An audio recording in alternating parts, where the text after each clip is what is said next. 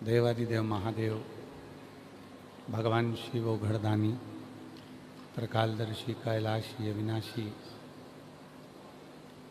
की यह पवित्र पावन आनंदमय कथा श्रावण के पवित्र अवसर पर आप और हम सब श्रवण कर रहे हैं।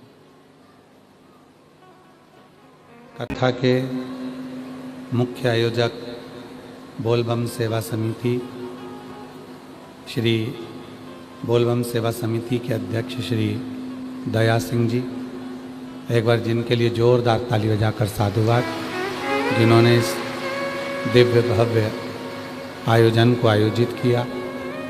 बोलबम सेवा समिति कई वर्षों से लगातार ऐसे ही शुभ कार्य करती आई है और आज अपने ऐसे ही दिव्य आयोजन के साथ में बोलबम सेवा समिति श्री दया सिंह जी ये दिव्य शिव महापुराण की कथा को आयोजित कर रहे हैं। एक बार जोरदार ताली बजाकर उनके लिए साधु का। मुख्य यजमान श्रीमान सिंह, श्रीमती टीना सिंह जी, श्री रमेश सिंह जी, लाखन सिंह जी, निर्मला सिंह जी, सीता सिंह जी, निर्मला सिंह जी, जितेंद्र सिंह जी, श्री विश्वनाथ सिंह जी। एक बार सभी यजमान परिवार के लिए जोरदार ताली बजाकर उनका साधुवाद, वंदन, अभिनंदन। और तेरी कृपा बिना न हिले एक लेते विश्वास तेरी कृपा से छुट्टी बहुत मेरे खजाना कुबेर का हे गंगाधर मुक्ति द्वार ओमकार तू भोले ओमकार तू आयो शरण तिहारी शंभु तारकार तू। भगवान शिव ओगड़दानी त्रिकालदर्शी कैलाशी अविनाशी भगवान शिव की श्रावण के महीने की यह पवित्र पावन कथा आप और हम श्रवण करने के लिए बैठे हुए हैं।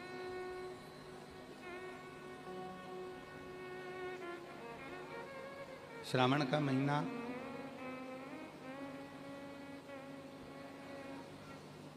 यदि देखा जाए, श्रावण श्रवण के लिए, सुनने के लिए,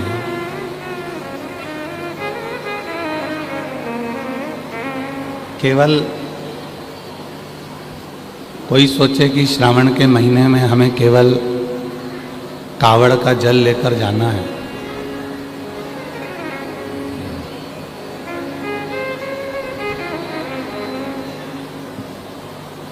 कोई विचार करे कि हमें श्रावण के महीने में केवल शिव जी का अभिषेक करना है,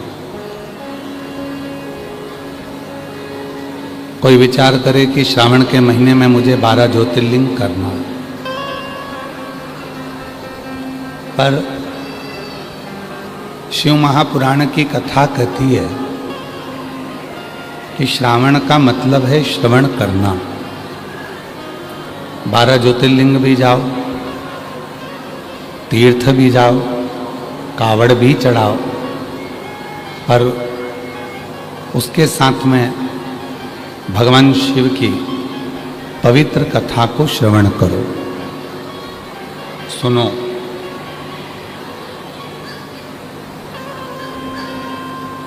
और जो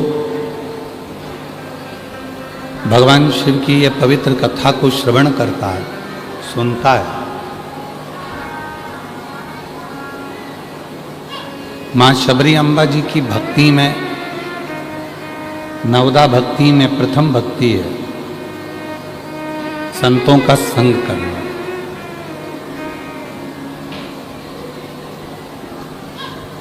और संतों का संग कर कर भगवान की कथा को, भगवान के भजन को, भगवान के स्मरण को श्रवण करना।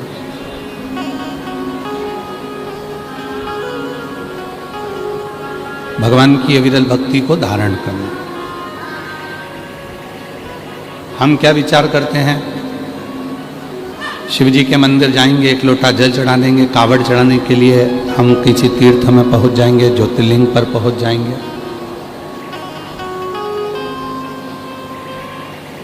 पर शिव महापुराण की कथा कहती है शिव को प्राप्त करने का सबसे सुंदर यदि कोई साधन है तो भगवान शिव की शिव महापुराण की कथा को श्रवण करने बैठ जाओ, उससे सुंदर कोई साधन हो ही नहीं सकता।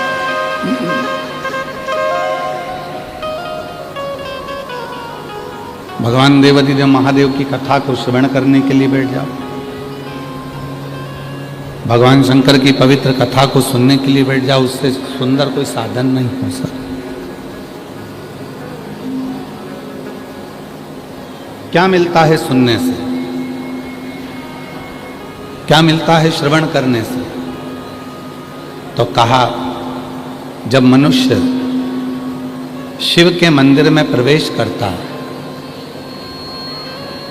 जब मानव भगवान शंकर के मंदिर में प्रवेश करता है या शिव महापुराण की कथा को सुनने के लिए पंडाल में जाकर प्रवेश करता है, बस, या जो आस्था चैनल पर सुन रहे हैं, जो सोशल मीडिया पे सुन रहे हैं, अपने मन को, अपने चित्त को जब हम भगवान की कथा की ओर लेकर जाते हैं, तो जब यह मन सत्संग में, कथा में, मंदिर में प्रवेश करता है, तो इस मन के द्वारा जितने भी पाप होते हैं वो सारे पाप एक क्षण में समाप्त हो जाते हैं और जीव परमात्मा की शरणागति ग्रहण करता है।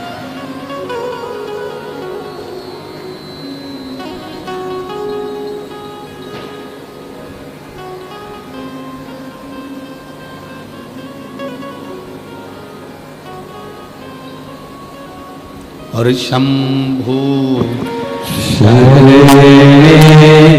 पड़ी मांगो घड़ी रे घड़ी, दुख काटो दया करी दर्शन आपो। शंभु शरण पड़ी मांगो घड़ी रे घड़ी, दुख काटो दया करी दर्शन आपो। शंभु शरण पड़ी मांगो घड़ी रे घड़ी, दुख काटो दया करी दर्शन आपो। सत्संग में, मंदिर में, भगवान की शरणागति में कौन जाता है? किसको भगवान अपनी शरणागति में बुलाता है?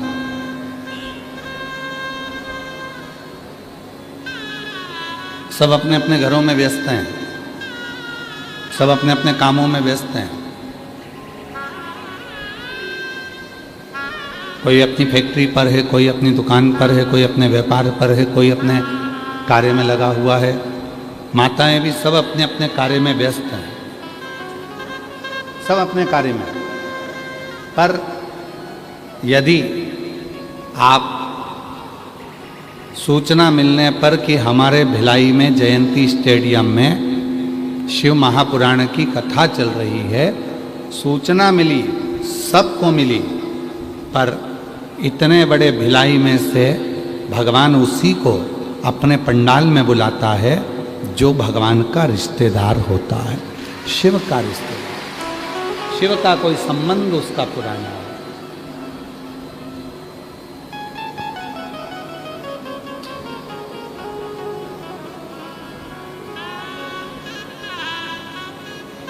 एक कंपनी के लोग नौकरी पर रखते हैं। यहाँ की जो सरिया कंपनी होगी, लोहे की कंपनी होगी, तो यहाँ की जो कंपनी वाले होंगे वो कंपनी वाले भी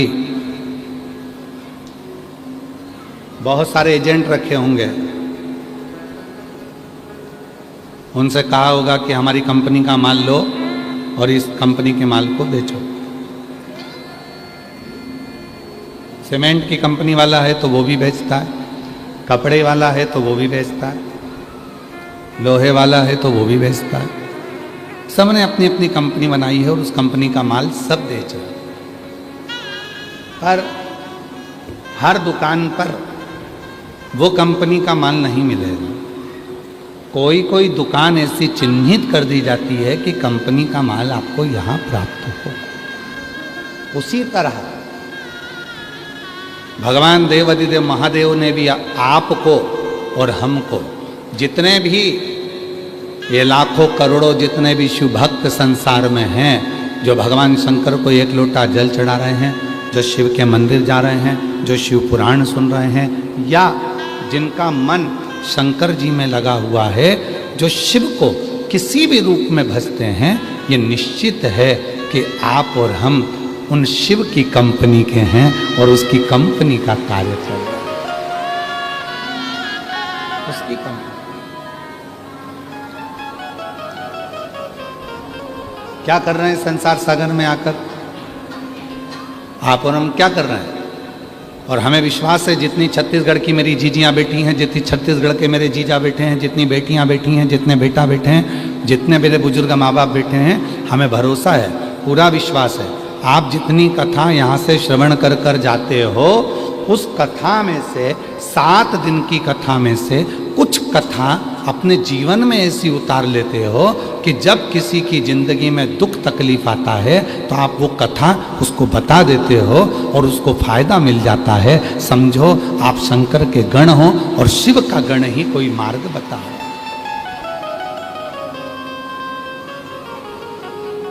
अब शिव के गण हो और शिव का गण ही कोई मार्ग बता रहा है। शिव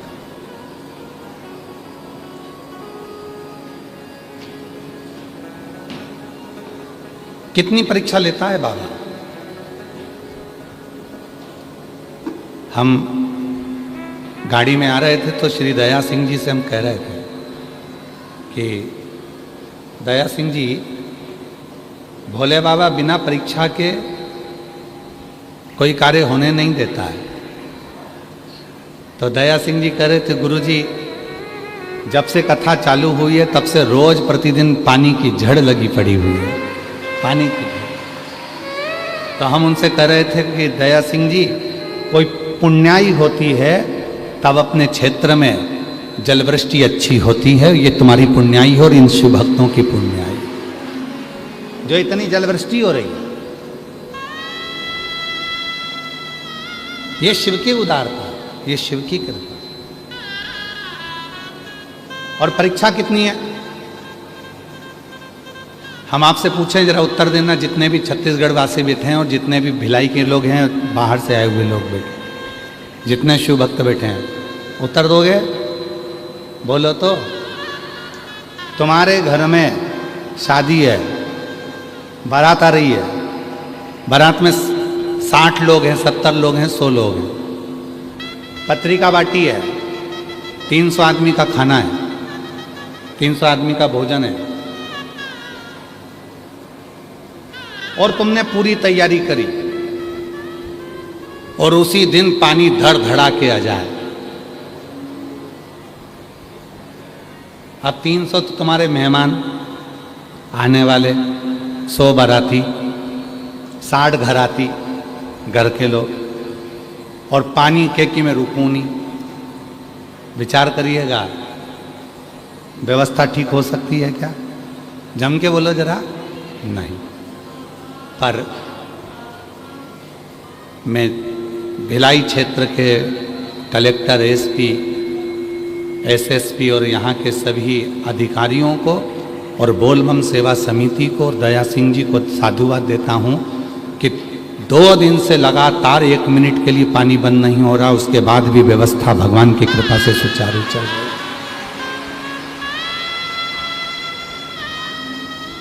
सुचारू चल। और इतने टेंट भरे पड़े हैं, 1 2 3 4 5 टेंट में इतने भक्त हैं कि लोग छाता लगा लगा कर पीछे हैं। आस्था चैनल वालों जरा पीछे का कवरेज करिए। इतना टेंट भरा पड़ा है, उसके बाद भी लोग छाता लगा लगा के पीछे पूरे के पूरे छाता लगा लगा कर पूरे लोग बैठे हुए। टेंट भरे होने के बाद लोग छाता लगा लगा के चारों तरफ बैठे। ये शिव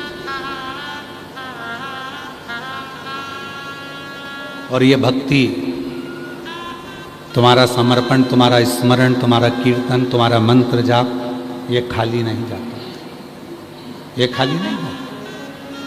जो जैसी भावना वो वैसा ही फल पाया, खाली उसे लौटाया वो मन ही मन हर्षाया। और कर दिया माला माल काशी वाले ने लुटा दिया भंडार, काशी वाले ने लुटा दिया भंडार, काशी वाले ने लुटा दिया भंडार, काशी वाले ने दिया माला माल, काशी वाले ने लुटा दिया भंडार, काशी वाले ने। अब कैसे वो शिव तुमको जब इतनी परीक्षा ले रहा है, पानी गिरा रहा है, फिर भी तुम्हें कीचड़ में, पानी में वो बुला रहा है, बिठा रहा है, कथा सुना रहा है, और उस परीक्षा में तुम सब पास होते चले जा रहे हो, तो मेरा बाबा कुछ तो देकर भेजेगा आपको।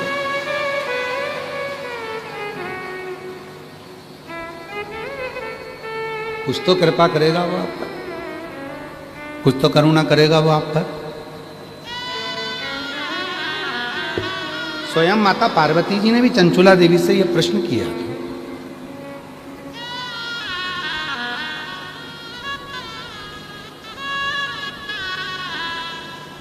एक बार माता पार्वती जी ने चंचुला देवी से पूछा,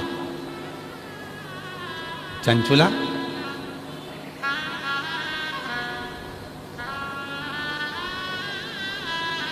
तो यहां तक कैसे पहुंचे? ये कैलाश तक, शिवधाम तक, भगवान शंकर के इस पवित्र कैलाश धाम तक तो कोई पहुंच नहीं सकता। चंचुला तू कैसे पहुंच गई?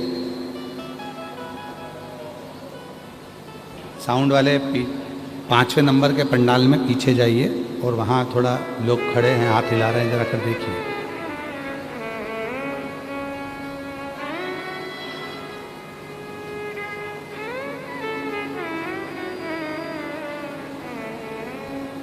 चंचुला,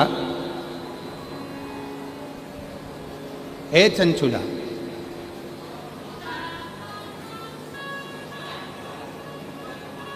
क्यों? कौन ने कटवाया? चालू कर दो उसको। चंचुला, मुझे एक बात समझ में नहीं आती कि तो कैलाश धाम तक, भगवान शिव के इस धाम तक तू कैसे पहुंच गई?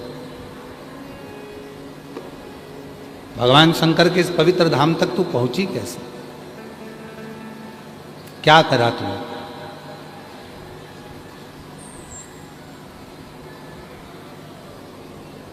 चंचुला बोली, मेरे जीवन का बहुत दुख है, बहुत दुख। कोई छोटा मोटा दुख मेरी जिंदगी का नहीं है, मेरे जीवन में बहुत दुख है, बहुत तकलीफ। और कल कथा में कहा था जूते की दुकान पर एक जूता नहीं बिकता है, जूते की दुकान पर जोड़ी से जूता बिकता है। 8 नंबर का जूता लोगे तो 2 ही जूते मिलेंगे, एक इस पाँव का एक इस पाँव। उसी तरह जीवन में जब हम जन्म लिए हैं तो हमारी जिंदगी में 2 ही चीजें हैं, एक सुख और एक दुख। और ये दोनों चीजें हमारे साथ में सब में चलती हैं। कोई करोड़पति बन जाए, धनपति बन जाए, वैभवपति बन जाए, सत्तापति बन जाए, बहुत दौलत का अधिकारी बन जाए, जिसके पास में खूब सारा पद मिल जाए, कुर्सी मिल जाए, प्रतिष्ठा मिल जाए, यश मिल जाए और खूब वैभवपति हो जाए और ये सोचे कि मेरी जिंदगी में दुख नहीं आएगा, तो ये तो व्यर्थ की बात, व्यर्थ। दुख तो आएगा, तकलीफ तो आएगी, कष्ट तो आएगा, और वो कष्ट को, वो दुख को, वो तकलीफ को कोई दूसरा भी नहीं मिटाएगा, उसको आपको खुद को मिटाना पड़ेगा स्वयं। अपने को खुद को उस दुख को समाप्त करना पड़ेगा, कोई दूसरा नहीं।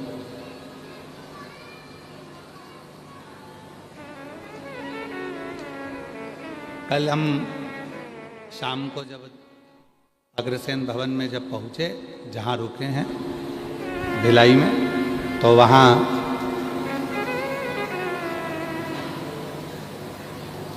कोई शाम के समय पर बोल रहा था, गुरुजी मेरे कर्म भगवान ने ना जाने कैसे लिख दिए, मेरे कर्म में भगवान ने दुख ही दुख लिख दिए। हमने कहा देखो भैया, आप कह रहे हो कि भगवान ने आपका कर्म लिखा है, पर सही मायने में तो यह है कि अपना कर्म परमात्मा कभी नहीं लिखता, अपना कर्म अपन खुद लिखते हैं। हमने जो पूर्व में करा होता है वो हम आज पढ़ रहे हैं, और जो आज कर कर जाएंगे वो हमें अगले जन्म में पढ़ना है। कोई हमारे कर्म को कोई दूसरा नहीं लिख सकता, हमारे कर्म को कोई दूसरा लिखने वाला नहीं हो सकता। हमारे अपने कर्म को हम स्वयं लिखते हैं, स्वयं। इसीलिए आपको कल भी कहा था कि मत बुरे कर्म कर बंदे वरना पछताएगा, भगवान की आंखों से तू बच नहीं पाएगा, तू बच नहीं पाएगा। अरे ओ अज्ञानी मत करना दानी, अरे ओ अज्ञानी जैसा किया तूने तेरे आगे आएगा। मत बुरे कर्म कर बंदे वरना पछताएगा, भगवान की आंखों से तो बच नहीं पाएगा, तू बच नहीं पाएगा। चंचुला देवी कहती है कि मैं बड़ी दुखी हूं। पार्वती जी बोल रही हैं कि दुख तो मेरे को मालूम है, तेरे जिंदगी में कितना दुख है, पर तू ये मुझे बता कि तू यहां कैसे पहुंच गई।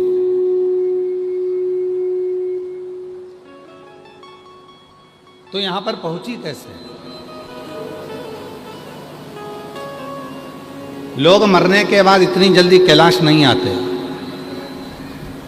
लोग मरने के बाद इतनी जल्दी कैलाश पर्वत पर शिव के धाम में नहीं आते। डीले कम कर दो थोड़ा। लोग इतनी जल्दी कैलाश पर्वत पर नहीं आते, इतनी जल्दी लोग मरने के बाद शिव के धाम नहीं आते। तुम इतनी जल्दी शिव के धाम कैसे आए?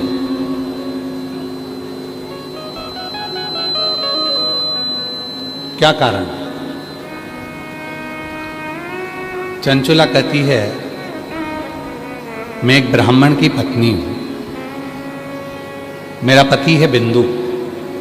मेरी जीजियों बड़ी सावधानी से सुनना।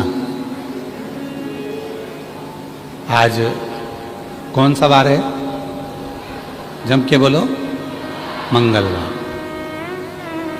सावन के महीने में मंगलवार का जो दिन होता है उसको मंगला गौरी की व्रत का दिन कहते हैं। हमें इधर का नहीं मालूम कि इधर मंगला गौरी व्रत होता है कि नहीं होता। होता है? आप लोगों का है व्रत? इधर साइड भी होता है मंगला गौरी। तो जितनी भी मेरी जीजियां मंगला गौरी व्रत कर रही हैं, सबके चरणों को मैं नमन करता हूँ, प्रणाम करता हूँ। आप सभी को मेरी ओर से अखंड सौभाग्यवती होने का मंगला गौरी व्रत की बहुत बहुत बधाई। बहुत बहुत। आज ये कथा मंगला गौरी व्रत के दिन इसलिए सुना रहे हैं जिससे जितनी भी मेरी जीजियां हैं, जो जिस कामना से आई हैं, भगवान उनके हाथ का चूड़ा, पाँव की बिछुड़ी, मांग का सिंदूर, मस्तक की बिंदी मेरा भोले भंडारी मंगला गौरी व्रत की साक्षी में पूर्ण करे। खूब आनंद के साथ अखंडता उनके जीवन में हो और अखंड सौभाग्यवती हो, ये भाव से आज ये चंचुला देवी का चरित्र अपन लिया है।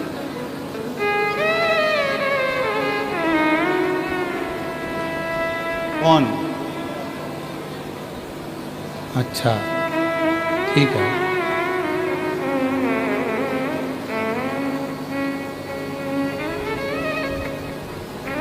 तो आज ये मंगला गौरी का जो चरित्र, मंगला गौरी के दिन में, आज मंगला गौरी व्रत के दिन पर जो चरित्र आया है उसको सावधानी से सुनो। चंचुला देवी कहती है मैं ब्राह्मण की पत्नी हूं और बिंदुक मेरा पति है।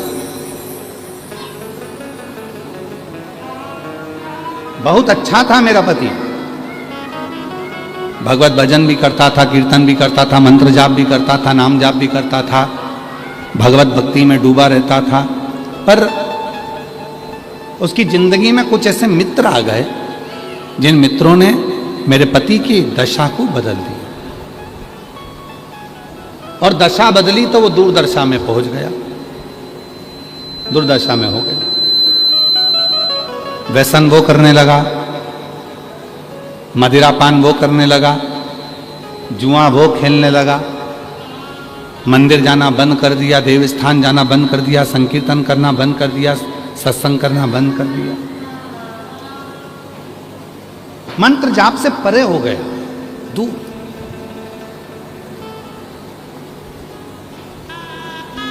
आखिरी में पैसे की भूख इतनी बढ़ गई, धन की भूख इतनी बढ़ गई कि मेरा पति चोरी करने लगा और चोरी का धन लेकर जा रहा था, और वो चोरी के धन को दीवार पर चढ़कर चोरी के धन को लेकर जा रहा था। उसको नहीं मालूम था कि साइड में कुआं है, उस कुएं के जल में मेरा पति गिर गया और गिरते ही मेरे पति के प्राण छूट गए। वो प्रेत योनि में चला गया।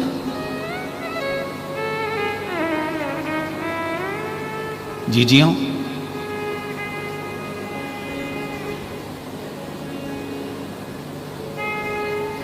मंगला गौरी व्रत जो माताएं करती हैं उनको तो मालूम होगा कि श्रावण के महीने में मंगलवार के दिन यह मंगला गौरी व्रत होता है। कुंवारी लड़कियां भी करती हैं, शादीशुदा माताएं भी करती हैं, और जगत की जितनी नारियां हैं इस मंगला गौरी व्रत को अपनी कामना के लिए करती हैं। 16 चीजों का इसमें दान दिया जाता है, 16 वस्तुएं इसमें दान करी जाती हैं, 16 चीजें इसमें दान किए जाते हैं। चंचुला देवी ने जैसे ही देखा कि मेरा पति प्रेत योनि में पड़ गया और इस प्रेत योनि में पड़ने के बाद इसकी गति नहीं होगी, इसकी गति नहीं हो सकती, अब इसको प्रेत योनि से मैं मुक्त कैसे करूं? मैं क्या करूं? मैं क्या करूं कि ये प्रेत योनि से मुक्त हो जाए?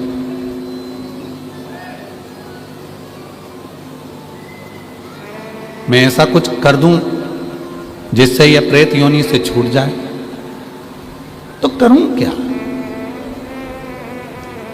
गई, एक ब्राह्मण देवता के पास पहुंची और वहां जाकर उसने उनसे निवेदन करा। ब्राह्मण देवता ने कहा तुम्हारी पति तो इतना गलत था, जुआ खेलता, मदिरा पीता, मांसाहार करता, वेश्यावृत्ति करता, गलत काम करता, तो उसको तो प्रेत योनि में जाना ही था। डीले कम कर दो, डीले कम कर दो, उसको तो प्रेत योनि में जाना ही था। अब उसके लिए क्या करोगी? चंचुला देवी ने ब्राह्मण देवता से कहा, बाबा मैं भी ब्राह्मणी हूँ, ब्राह्मण की पत्नी हूँ, पर बात इतनी सी है कि मेरा पति स्वप्न में आता है और बोलता है कि मेरी मुक्ति नहीं हुई, मेरा मोक्ष नहीं, प्रेत की योनि में पड़ा हूं, भटक रहा। कभी वो मुझे श्वेत कपड़े में दिखता है, कभी मुझे वो सफेद वस्त्र में नजर आता है, कभी एकदम विकराल सा रूप रख लेता है, कभी उसके दांत बड़े नजर आते हैं, कभी उसकी बड़ी बड़ी आंखें नजर आती है, कभी बाल बिखरे नजर आते हैं, कभी उसका स्वरूप मुझे समझ नहीं आता, उसका स्वरूप क्या है। मेरे को समझ में नहीं आता कि उसका स्वरूप क्या है, मैं उसको जान नहीं पा रहा, मैं बड़ी दुखी हूं। ब्राह्मण देवता ने कहा कि अगर तुम्हारा पति प्रेत योनि में है तो उसके लिए तुम्हारे को मैं एक संत का पता देता हूं, संत के पास जाओ, उस साधु से पूछो। साधु के पास गई, बाबा जी मेरा पति प्रेत योनि में पड़ा हुआ है, उसकी मुक्ति नहीं हो रही है, उस मुक्ति का मैं जतन क्या करूं, उसकी मुक्ति का साधन क्या करूं, उसकी मुक्ति के लिए मैं करूं क्या, उसकी मुक्ति के उपाय क्या करूं? शंभु शंभु शंभु शंभु शंभु शंभु शंभु, उसकी मुक्ति का मैं यत्न क्या करूं, उसकी मुक्ति का उपाय क्या करूं? शंभु शंभु शंभु शंभु शंभु शंभु, उसकी मुक्ति का मैं यत्न क्या करूं, उसकी मुक्ति का मैं उपाय क्या करूं, क्या उपाय करूं, क्या यत्न?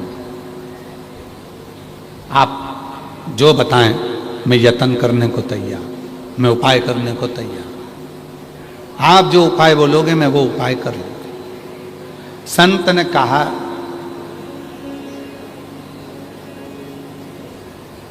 उस तीर्थ में चले जाओ और उस तीर्थ में जाकर यज्ञ करो। वो यज्ञ 11 दिन तक चलना चाहिए, और 11 दिन तक अगर वो यज्ञ चलेगा और उस यज्ञ में तेरे पति को मुक्ति मिल जाए। एक यज्ञ करवा लिया चंचुला देवी ने, पर पति को मुक्ति नहीं। आज ये चरित्र निकला है तो मेरी जितनी जीजियां बैठी हैं कि चंचुला देवी ने श्रावण के महीने में जो मंगला गौरी व्रत का जो कर्म यहाँ पर वर्णन आता है, बड़ी प्रेम की कथा है, आप बहुत सावधानी से सुनिएगा। संसार की पहली स्त्री थी चंचुला देवी, संसार की पहली नारी थी चंचुला देवी, जिसका पति मर गया था, प्रेत योनि में पड़ गया था, और प्रेत योनि में पड़ने के बाद भी चंचुला देवी वेधव्य होने के बाद, विधवा होने के बाद, मंगला गौरी की कृपा से, शिव की कृपा से, मां जगत जननी की कृपा से वापिस अखंड सौभाग्यवती हुई थी और पति के लोक को चली गई। आज संपूर्ण देशवासी जितने आस्था चैनल पर सुन रहे हैं, जितने फेसबुक यूट्यूब पर सुन रहे हैं, जितने सोशल मीडिया पर सुन रहे हैं, और जितने इस भिलाई जयंती स्टेडियम की पवित्र धरा पर कथा को श्रवण कर रहे हैं, अपने जीवन में उतारिएगा। आज की कथा आपके जीवन को सुख प्रदान करने वाली, आपके जीवन को लाभान्वित करने वाली।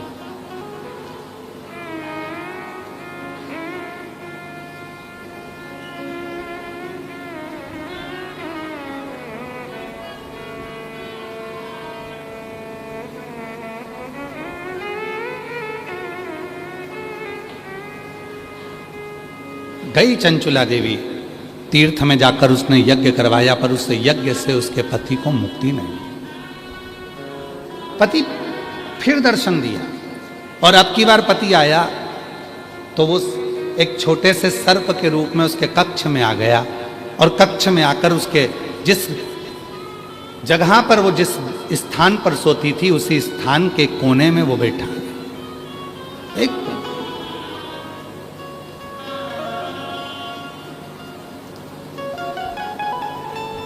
फिर उसको आवाज आई, मेरी मुक्ति नहीं, मेरी मुक्ति नहीं। फिर गई, बाबा साधु जी, संत जी बताओ मेरे पति को मोक्ष कैसे मिलेगा? तो कहा इतने महीने तक आपको व्रत रखना पड़ेगा, और उस व्रत को रखने के बाद इतना सामग्री आपको पूजन कराना पड़ेगा और इतनी सामग्री का आपको दान देना पड़ेगा। चंचुला देवी ने व्रत रखा। कहते हैं 2.5 वर्ष तक चंचुला देवी उस व्रत को करती रही। 2.5 वर्ष जो व्रत संत ने बताया था वो 2.5 वर्ष तक चंचुला देवी ने करा। 2.5 वर्ष में चंचुला देवी केवल जल का आचमन करती थी। जल का आचमन चंचुला देवी करती थी, उसके सिवाय कुछ न लेती थी। ऐसी दुर्बल सी चंचुला देवी 2.5 वर्ष में हो गई थी। 2.5 वर्ष में एकदम दुर्बल हो गई थी। कुछ भी शरीर में नहीं था, केवल हार्ड शरीर में हड्डियां ही हड्डियां थी और ये चमड़ी थोड़ी सी चढ़ी हुई थी, मांस पूरा गल चुका था। चंचुला देवी एकदम दुर्बल हो गई थी, एकदम दुर्बल। पूरा व्रत कर लिया, दान कर लिया, पुण्य कर लिया, उपवास कर लिया, यज्ञ कर लिया। अब चंचुला देवी ने विचार करा, अब तो मेरा पति को प्रेत की योनि से मुक्ति मिल गई होगी। चंचुला देवी वापिस अपने घर पर आई। घर पर आकर चंचुला देवी ने फिर विश्राम करा और विश्राम करने के बाद प्रातः में उठी। उठकर भोजन बना रही थी और भोजन बनाते समय खिड़की में से आवाज आई, भूख लगी है, भोजन दे, मुझे भूख लग रही है, भोजन दे, मैं भूखा हूं, भोजन दे। जो खिड़की में से झांका, चंचुला देवी ने तो कोई नजर नहीं आया। फिर भोजन बनाने बैठी तो फिर आवाज आई, मुझे भूख लगी है, भोजन दे दो। चंचुला देवी ने आवाज लगाकर कहा, मैं खिड़की में से झांकती हूं, कोई मुझे दिखता नहीं है। तुम कौन हो जो तुम भूख से व्याकुल हो और मुझसे भोजन मांग रहे हो? तभी बिंदुक फिर आवाज लगाकर बोला, चंचुला, मैं तेरा पति बिंदुक प्रेत योनि में पड़ा हूं, मेरी मुक्ति नहीं हुई है। चंचुला कहती है, मैंने यज्ञ करवा दिया, मैंने पूजन करवा दी, मैंने व्रत करवा दिया, मैंने उपास करा दिया, मैंने दान दे दिया, मैंने अनुष्ठान करा दिया, मैं सारे तीर्थों में घूम कर आ गई, सारे तीर्थ में होकर आ गई और हर जगह पर मैंने सब कुछ किया। अब केवल मेरे पास कुछ भी धन नहीं बचा है। केवल जिस छोटे से झोपड़े में मैं रहती हूँ, इस झोपड़े को बेचने के सिवाय मेरे पास साधन नहीं है। मेरे जितने जेवर थे मैं सब बेची आई, क्योंकि अब कुछ बचा नहीं है। यज्ञ कराना है तो थोड़े धन की जरूरत पड़ेगी, अनुष्ठान कराना है तो धन की जरूरत पड़ेगी, उपवास करा है तो भी धन दूं, कैसे मुक्त? चंचुला की आज आंख में से जल बह रहा था और रो रही थी चंचुला, आंख में से जल निकल रहा, जल समझ नहीं पा रही अब मैं क्या करूं। रो दी, बिलख दी, चल दी, खूब रो रही थी, खूब। गांव के लोग काशी जा रहे थे। चंचुला ने मन में सोचा कि अब मैं भी इनके पीछे पीछे चली जाती। धन नहीं था, पैसा नहीं था, संपदा नहीं थी। सारे गांव के लोग गाड़ी में जा रहे हैं और चंचुला देवी उनके पीछे पीछे, उसी बैलगाड़ी के पीछे, उसी गाड़ी के पीछे अपनी कहार लेते हुए भगवान का नाम लेती लेती काशी की ओर चल दी। काशी में जैसी चंचुला देवी पहुंची, अभी आपको कथा में कहा था, कथा के प्रारंभ में कहा था कि कोई हमारा और आपका कोई संबंध पुराना शिव से होगा, तभी बाबा काशी बुलाता है, तभी बाबा मंदिर बुलाता है, तभी बाबा शिव पुराण में बुलाता है। कोई पुराना संबंध आपका और हमारा होगा तो बाबा ने कथा में बुलाया, तो बाबा ने कथा में आपको बिठाया, तो बाबा आपको कथा सुनवा रहा है, तो बाबा आपको मंदिर तक पहुंचा, तो बाबा की कृपा। और हम तो बोलबम समिति को भी साधुता दें। दया सिंह जी, आपका भी कोई संबंध हमारे शिव जी से पुराना रहा होगा, ये पक्का है। नहीं तो इतनी बड़ी कथा के दिव्य आयोजन कराना कठिन होता है महाराज। तीसरा वर्ष ना आशीष, तीसरा है वर्ष, तीसरा वर्ष चल रहा है। लोग एक बार कथा करा लेते हैं दया सिंह जी, या उनकी समिति एक बार कथा करा लेती है तो 25 बार सोचना पड़ता है कि अगले साल कराऊं ना करूं। क्यों? ये लाखों लोगों के बैठने की व्यवस्था, लाखों लोगों के भोजन की व्यवस्था, और हमने सोशल मीडिया पर यहाँ पर आपके बहुत सारे यूट्यूबर, यहाँ सोशल मीडिया वाले यूट्यूबर और पत्रकार बंधु, और यहाँ की सोशल मीडिया, यहाँ के पत्रकार, यहाँ की media, print media, social media, सब की सब खूब यहाँ का पूरे भिलाई का खूब वर्णन कर रही है। मैं सारे पत्रकार बंधुओं को और यहाँ के यूट्यूबरों को, यहाँ के सोशल मीडिया वालों को, सबको हाथ जोड़कर साधुता देता हूँ, धन्यवाद देता हूँ जो आप भिलाई की इस पवित्र कथा की दिव्यता प्रदान कर रहे हैं। हमने एक आशीष बता रहे थे, सोशल मीडिया पर देखा था कि सुबह 9 बजे भोजन चालू हो जाता है, 9-10 बजे, और वो भोजन फिर बीच में बस कथा के समय थोड़ा सा बंद होता है, फिर वापस भोजन चालू हो जाता है। अब इतने लाखों लोगों के भोजन की व्यवस्था करना, इतने लाखों लोगों के बैठने की व्यवस्था करना, एक पंडाल में लोग बिठाते हैं और 25 बार अकड़ में बैठते हैं।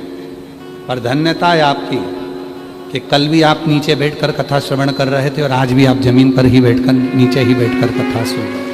उसके लिए साधुता, ये शिव का कोई परम भक्त ही कर सकता है, वरना किसी की सामर्थ्यता नहीं है कि कोई कर सके। साधु बैठिए, शिव भक्त कर सकते, ये किसी की सामर्थ्यता नहीं। और बोलो, जितने भी बैठे हो, एक प्रश्न कर लूं आपसे, उत्तर दोगे? पास का पैसा तो नहीं लिया? जम के तो बोलो जरा, खड़े होके बोलो जरा, खड़े होके बोलो। पास का पैसा तो नहीं लिया? नहीं लिया ना? साधुता है। बैठिए, धन्यवाद बहुत बहुत।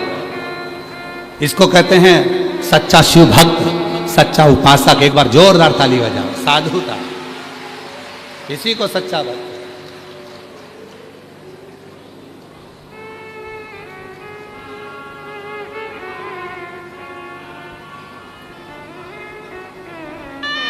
कथा, सत्संग व्यापार की वस्तु नहीं है, व्यापार की वस्तु नहीं है। कई लोग तो ऐसे भी हैं जो हमारा ही नाम लेकर धन भी ले लेते हैं। तो कथा, सत्संग, संकीर्तन व्यापार की वस्तु नहीं है, ये भगवान की अविरल भक्ति। चंचुला देवी चली, काशी में पहुंच गई। काशी पीछे पीछे जा रही है, सारे गांव के लोग जा रहे थे, सारे गांव के लोग के साथ में पीछे पीछे पीछे पीछे।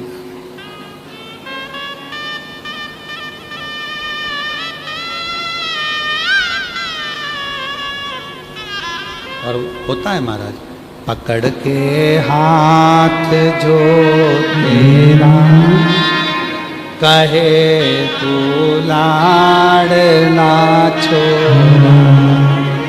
पकड़ के हाथ जो मेरा, कहे तू लाडला छोरा। अभी सब साथ हैं तेरे, आगे होने को धोखा है।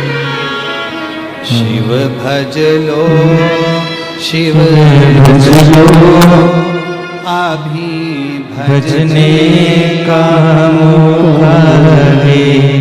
शिव भज लो, शिव भज लो, अभी भजने का मौका है। अभी भजने का मौका है, अभी भजने का मौका है। अभी भजने का मौका है, अभी भजने का मौका है। भज लो, शिव भज लो, अभी भजने का मौका। बोलो बोलो। शिव भज लो, शिव भज लो, अभी भजने का मौका है। अभी भजने का मौका है, अभी भजने का मौका है, अभी भजने का मौका है, अभी भजने का मौका है, अभी भजने का मौका है, अभी भजने का मौका है, अभी भजने का मौका है, अभी भजने का मौका है। शिव भज लो, शिव भज लो, अभी भजने का मौका है। शिव भज लो, शिव भज लो, अभी भजने का मौका है। नहीं नाते हुए तेरे, नहीं रिश्ते ते होवे तेरे, नहीं नाते होवे तेरे, नहीं रिश्ते होवे तेरे, नहीं नाते होवे तेरे, नहीं रिश्ते होवे तेरे, नहीं नाते हुए तेरे, नहीं रिश्ते हुए तेरे। शिव भज लो, शिव भज लो, अभी भजने का मौका है। शिव भज लो, शिव भज लो, अभी भजने का मौका है। नहीं मौका ये फिर आए, जिज्ञासे शिव निकल जाए। नहीं मौका ये फिर आए, जिज्ञासे शिव आ जाए। शिव भज लो, शिव भज लो, अभी भजने का मौका है। बोलो बोलो। शिव भज लो, शिव भज लो, अभी भजने का मौका है। मौका दूसरी बार नहीं आएगा। चंचुला देवी चली काशी में, जितने गांव के लोग थे सब काशी जा रहे थे। चंचुला पैदल पैदल चली जा रही थी। मुझे भी जाना है, मुझे भी जाना है, मुझे भी जाना है, मुझे भी।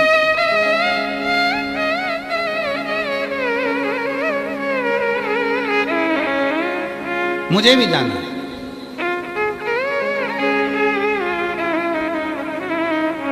एक यूट्यूबर ने भिलाई जयंती स्टेडियम का एक वीडियो डाला है। 2 वीडियो हैं। एक पर 8 लाख लोगों ने देख लिया है और एक 6 लाख लोग उसको देख चुके हैं। 2 वीडियो ऐसे जयंती स्टेडियम के डले। एक वीडियो है जिसमें 2 बहनें अब जगह संभालने के लिए लड़ रही हैं। जिस यूट्यूबर ने बनाया है, अगर वो यहाँ पर हो तो मैं उसको आमंत्रित करता हूँ बेलपत्री देने के लिए। कि उसने कितनी सुंदर बात कही, पहले तो ये सुनो। उस यूट्यूबर ने क्या कहा, दुनिया के लोग प्रॉपर्टी के लिए लड़ते हैं, दुनिया के लोग गाड़ी के लिए लड़ते हैं, दुनिया के लोग सीट के लिए लड़ते हैं, दुनिया के लोग अपने नल के लिए लड़ते हैं। हमने जयंती स्टेडियम में पहले भक्त देखे जो अपने शिव की कथा के सुनने के लिए जगह के लिए लड़ते हैं। तो उस यूट्यूबर यूट्यूबर ने दोनों का लड़ाई दिखाया, अगर वो यूट्यूबर बैठा हो तो जरूर।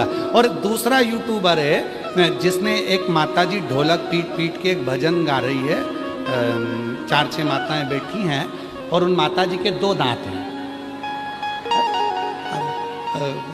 तो जिन माताजी का भजन वायरल हुआ है वो माताजी को भी मैं आमंत्रित करता हूँ, वो यूट्यूबर को भी आमंत्रित करता हूँ, अगर वो बैठे हो तो वो भी है, वो भी है।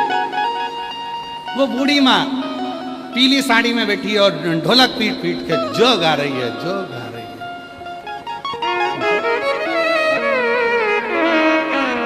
तो वो माँ अगर बैठी हो तो वो भी, और वो यूट्यूबर बैठा हो जिसने वो यूट्यूब पे डाला है, उस यूट्यूबर को मैं साधु का आए।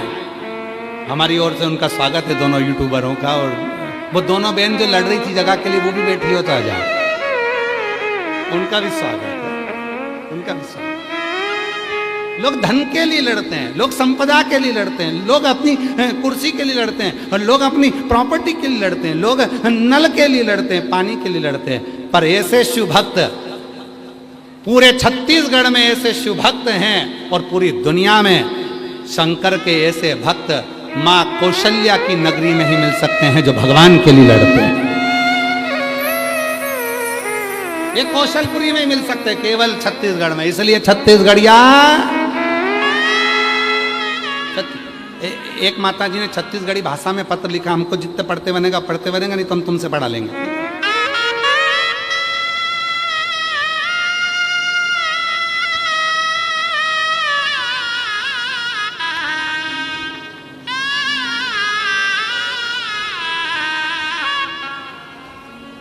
देखो, हमारी गलती मत देखना हो, अगर हम कोई शब्द गड़बड़ हो जाए तो क्षमा करिएगा, ठीक है। पर हम प्रयास करेंगे। छत्तीसगढ़िया में पत्र उन्होंने लिखा है, तो हम भी उनके भाई हैं तो पढ़ के तो देखें एक बार, ठीक है। मोर नाम लीलेश्वरी बाई साहू है, आउ मोर पति के नाम चमन लाल साहू है। गांव मुंडपार, सुरगी, जिला राजनांदगांव, छत्तीसगढ़। कहीं बैठी हों तो आ सकती हैं, हाथ हिला सकती हैं। बाबा में 1 लोटा जल के काय कहो, बाबा आज मैं जाने गुरु देसानी रही से। हमर घर का खपरा छानी वाला रही से। खपरा छानी वाला रही से मतलब घर जो है खपरा वाला, कबेलू वाला है ना, ठीक है। खपरा छानी रहीस रही है। गुरुजी हमार घर के सबो जन मंदिर में 1 लोटा जल चढ़ाए बर जाए। गुरुजी बाबा भोलेनाथ के कृपा ले हमार घर खपरा छानी से पक्का घर मकान बन गया हो। मोर पति हाँ मिस्त्री काम करत रहिस्ता। बाबा के कृपा ले, बाबा की कृपा ले ई रिक्शा भी दिला दिस।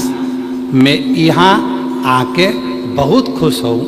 दया सिंह भैयाला धन्यवाद जे हाँ 4 बार यहाँ कथा कराई सऊ।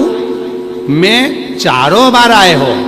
धन्यवाद गुरुजी, हमला बाबा भोलेनाथ के बारे में बताया, अच्छा किया। और नीचे लिख दिया लुटा दिया। काशी वाला ने लिखा, उन्होंने लिख दिया सियोर वाले ने और कर दिया माला वाले। अब इतना अच्छा पत्र लिखा है। जी कहीं पे बैठी हो। मोर नाम लीलेश्वरी भाई साहब और मोर नाम पंडित प्रदीप मिश्रा। हाँ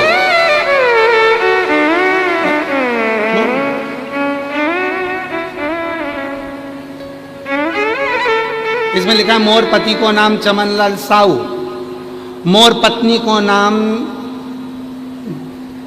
सो जिज्ञासा मिश्रा। आओ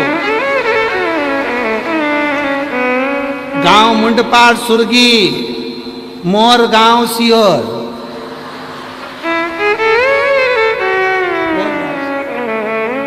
वाह मेरी बहन, बहुत जोरदार अपनी भाषा में पत्र लिखने के लिए जोरदार ताली बजाइए। साधु। और जो जैसी वैसा ही फल पाया, नहीं खाली उसे लौटाया, वो मन ही मन हर्षाया।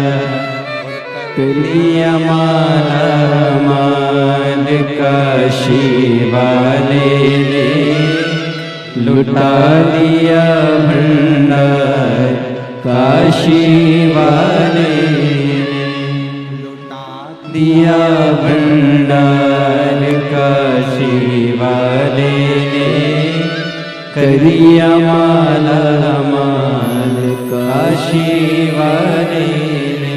ये शिव की उदारता,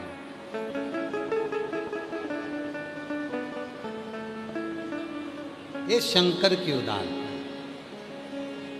और शिव की उदारता के बिना कुछ भी नहीं। शिव की उदारता के बिना कुछ भी नहीं। चलिए चंचुला देवी पीछे पीछे चल।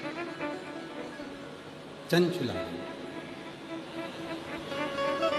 और चंचुला देवी जब पीछे पीछे पीछे पीछे चली हैं, काशी के लिए जा रही हैं, कुछ भी नहीं है चंचुला के पास, ना भोजन के लिए है, ना पहनने के लिए, ना भोजन ना पहनने, ना ज्यादा वस्त्र हैं, ना ज्यादा आभूषण है, कुछ। अजान दे राम अजान, जोरदार ताली बजाओ।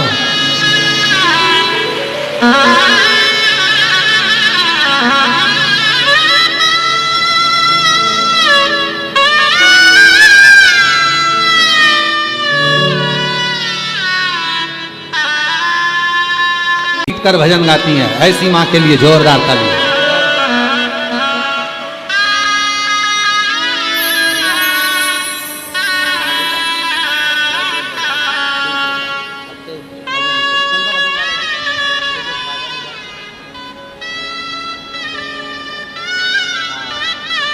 भजन गाया था, डमरू वाले बाबा तुझको डम डम डमरू बजाना होगा, डमरू वाले बाबा तुमको आना। इधर आओ दया सिंह जी, जल्दी आओ, दौड़ के आओ।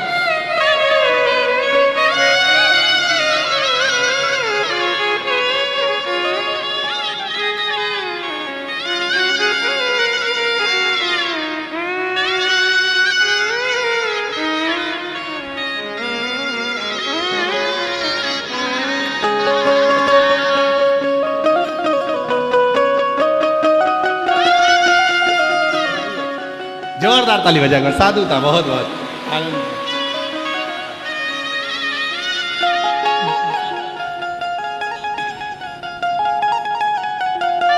और जिस यूट्यूबर ने डाला था जो भी आया हो तो उसको भी आमंत्रित मेरी तरफ से जरूर।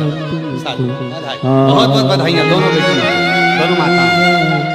डम डम डम बजाना माताओं ने भजन गाया था, उसी भजन को एक बार आप और हम तोड़ाते हैं। डमरू वाले बाबा तुमको आना होगा, डम डम डमरू बजाना होगा, डमरू वाले बाबा तुमको आना होगा, डम डम डमरू बजाना होगा। कावड़ लेके आएंगे सावन के महीने में, हम कावड़ लेके आएंगे, एक लोटा जल के मंदिर को चढ़ाएंगे, एक लोटा जल में आपको चढ़ाएंगे।